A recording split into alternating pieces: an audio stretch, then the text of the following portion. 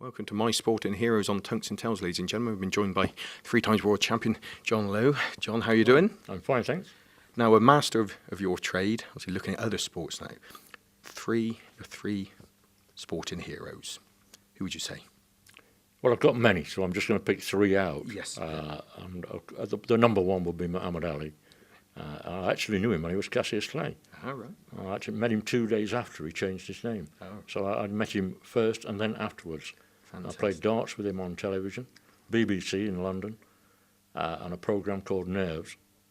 And then 7 years later, I was in Wasatch in Utah, and I met him again at a barbecue, which he was doing for the Boys Club America. Brilliant. And he walked up to me, he couldn't speak at the time, he'd got the Parkinson's really bad. Yeah. And he walked straight up to me and went like that. He knew. He knew, yeah. That's great. Yeah. And is it what Muhammad Ali? What he done in the ring and outside the ring as well as in the ring? Really, the whole package, really, wasn't it? Everything about him, he was unique. He was the sportsman who he brought boxing into a different light. Yeah. But he also, other sports people in other sports copied him to a way that sold tickets. Yeah. That's what he did. He put bums on seats for everybody. But he was good at what he did. Yeah, absolutely. He was very good, and it was nice to know him. Yeah. Obviously, he's still alive and still around, and it would be my wish if I could to meet him again one day, but whoever knows. Yeah, great story. And your second sporting hero, John? My second will be Severiano Ballesteros. Everybody knows I love golf. Yeah. But the first time I met him was at Lytham St Anne's.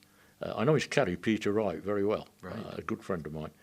And I didn't really meet him that day. I followed him around, and he won the Open. Yeah. But I did get to meet him at a later time. Never did play golf with him, which I'd like to have done. Yeah. And I again went to Lytham when he did when it again at Lytham a few years later.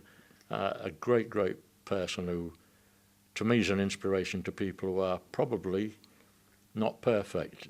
They do it their way. They get it done, and he got it done. The car park champion. Yeah, Brilliant. Absolutely. Yeah.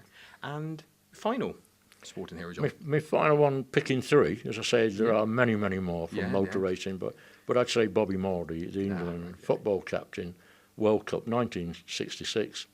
Again, through golf, I managed to play with him at at Solihull in Birmingham.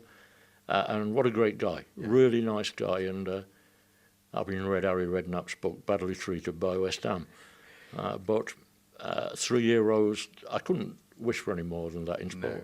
That's right, and quick mention of Bobby, I think the tackle in 1970 against Pelé, and of course then Pelé swapping shirts, that image, at the end of the match, that says it all, doesn't it? It does. The best story about Bobby Moore is when they used to travel on the train in them days, and they'd get on the train at Newcastle back to London, and Bobby would be the first in the buffet car to find out how much cans of lager they got on board and buy the lot, and he'd treat the team. Brilliant. Poor old Ron Westwood, he didn't like that at all. No, things have changed now. But, well, thank you very much, John. Thanks for your time. Ladies and gentlemen, that's My Sporting Heroes. That's John Lowe, brought to you in association with Unicorn Darts. Thanks for joining us.